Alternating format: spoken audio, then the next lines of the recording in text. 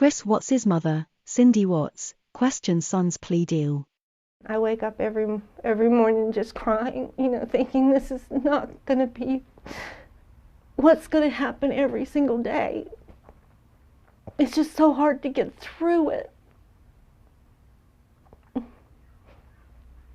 I just don't know how to get through it.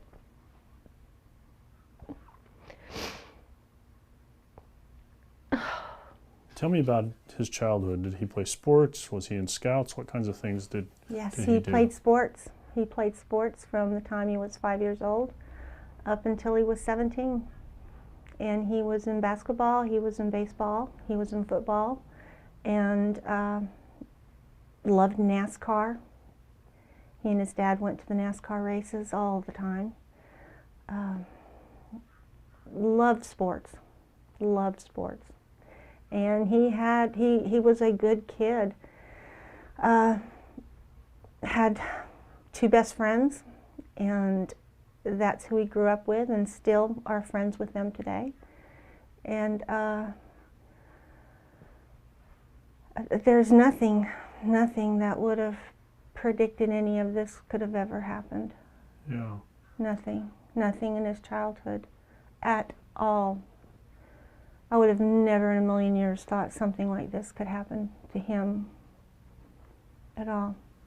You didn't see things like him getting into fights? Or... No fighting.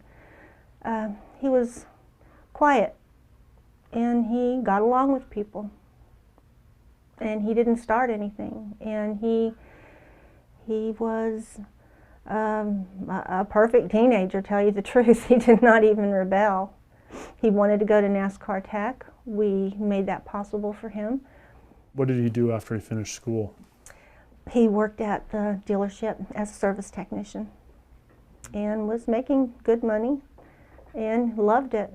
He bought a toolbox, and he started buying his tools, and enjoyed it. He was doing well. When and where did he meet Shanann? They met, and he liked her, she liked him, but it didn't, I don't think that was love at first sight or anything. They took a little while and I guess got to know each other and, dated. It was always a little strange that she always said a lot of things about Chris in front of me that I didn't like. Like, this isn't the kind of person I would date. He doesn't know how to do this, or he doesn't know how to do that. He looks like a skater boy. Look at his hair. Look how much stuff he puts on his hair. It was just on and on and on, and I just got a bad feeling. And they got married in 2012. Did they get married in North Carolina? They did. Mm-hmm. How was that? Oh, we didn't attend. Really? Mm-mm. We didn't attend because Shanann and I just couldn't get along, and I didn't like the way she treated him. What do you know about their marriage and their issues? Oh, very little, very little. You can only observe. I could only observe what I saw when I was around them. Christopher always seemed anxious, and he when she needed something, I mean, he would run. He wouldn't walk, he would run, he would get it. He just always seemed to be right there at her beck and call. And did that seem odd to you? Or? Very odd. It was very odd. He just seemed nervous. So how much did you see them over these last 6 years? Probably twice a year. We would go up there. Did you stay with them, or? Yeah, we would stay with them, and stay a week, and then come back home. Tell me about Bella and Celeste. Oh, Bella was just like Chris, just like him, shy, cautious, conservative. Cece was a ball of fire. I mean, she was fearless, completely fearless. She just loved to run, run, run, run, run. So they were wonderful. It breaks my heart to know that they're not here. They were beautiful children, beautiful children. What did they call you? Mimi. Mimi? And how about Ronnie? What did they call? Papa. Do you think Chris loves Shanann? Oh God, he loved her. Yes, I believe he loved her at first. I believe he did. But I think as the years went on, I think it just being in that kind of a relationship, which the social worker even said that marriage should have ended a long time ago. Shanann's pregnancy and was, what did Chris tell you about that? Was he excited? No, I don't think he was. I think it was a shock to him. And he said that they have been talking about divorce, that they are not compatible anymore, and he was not happy anymore. And I finally thought, he's finally seen the light. And I take it Chris had never been in trouble with the law? Never. He's got one speeding ticket and didn't even know about that. Tell me what happened when they were reported missing. What did you find out? How did you find out? Who told you? I think Ronnie called me. Ronnie called me and said that they're missing, and I thought, I don't believe it. I didn't believe they were missing. I believed that she was going to punish Chris. She was just going to punish him, take the girls, and just punish him. I had no idea of anything else. Christopher called and said, Mom, they're searching the house. I said, okay, that's fine. I mean, and I still was not worried. I was not worried. I just thought Shanann had run off with girls. So walk me through the sequence of events over the next few days. Did you and your husband travel to Colorado? Ronnie did. Okay. Ronnie did. And I mean, Christopher let everybody come in.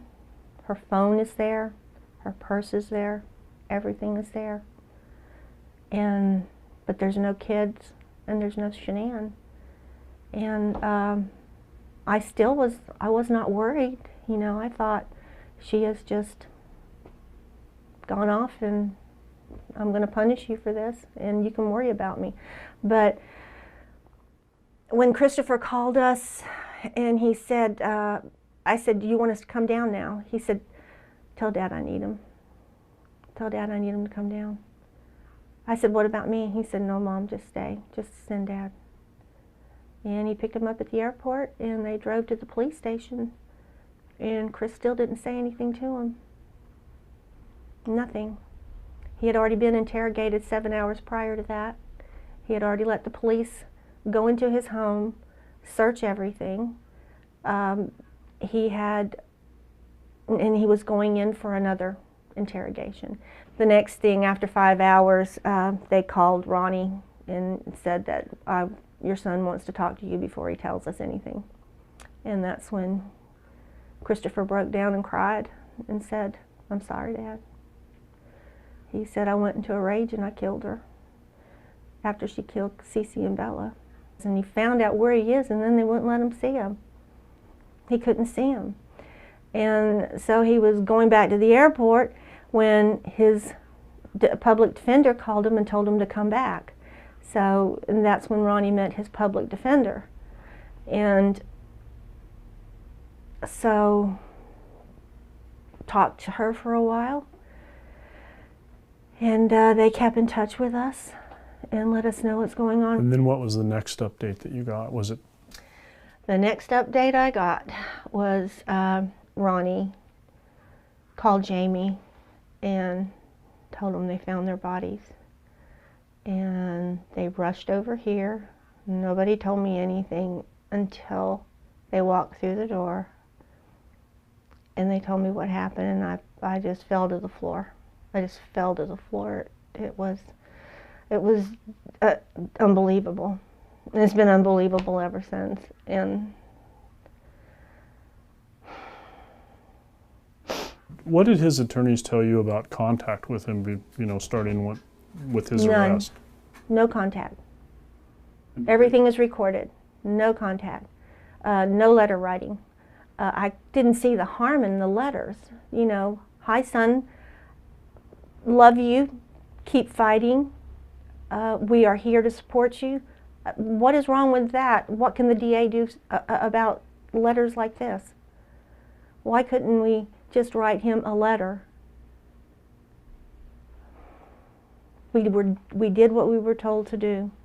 When they called us to tell us that Chris was thinking of a plea, that he wanted to speak to us about it. And when we got down there, it was a lie. They wouldn't let us talk to him about anything. And then we had to talk to him through a screen and a phone. And he just looked, he was crying. I mean, he wasn't crying. You could see the movement in his mouth that when I talked about Bella and I talked about Cece and the memorial service that we had for them. And he asked what pictures did we use, and what was the song. You can see how he was trying to hold back tears. What day was that? Do you remember? Well, we flew in on that Monday. We flew in on Monday, and we saw him Monday night, and then the plea deal was on Tuesday. So Monday night was when you wanted to talk to him about it? Yes, and we weren't allowed. And it would have helped us so much to be able to talk to him. I wouldn't have to go through all this now. Everything just seems to be shrouded in secrecy. And just tell us what is going on. Let us ask Chris if it's okay if you talk to us. I just don't like the way it was handled from the very beginning. I don't like the way it was handled. I want to save your life. That's all. We're just here. We're going to save his life. We want him to get life in prison. It was like they already knew he was guilty, and this was the end of it. Were you worried about the death penalty being a possibility? No, I didn't care about the death penalty. Nobody's going to die in Colorado. I don't think anyone has. What, one person? And Colorado is changing. So people stay on death row forever. There was no, I think you'd be safer on death row. And her parents said they didn't want any more death. So I don't see how the death penalty could have mattered. All I want is the truth. I just want the truth. That's it.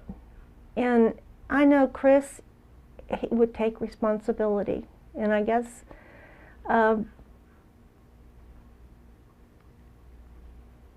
maybe he is. I don't know. I don't know. I just can't see him doing that. What do you think the truth is about how Shanann and Bella and Celeste died? Oh, God, I don't know anymore, honestly.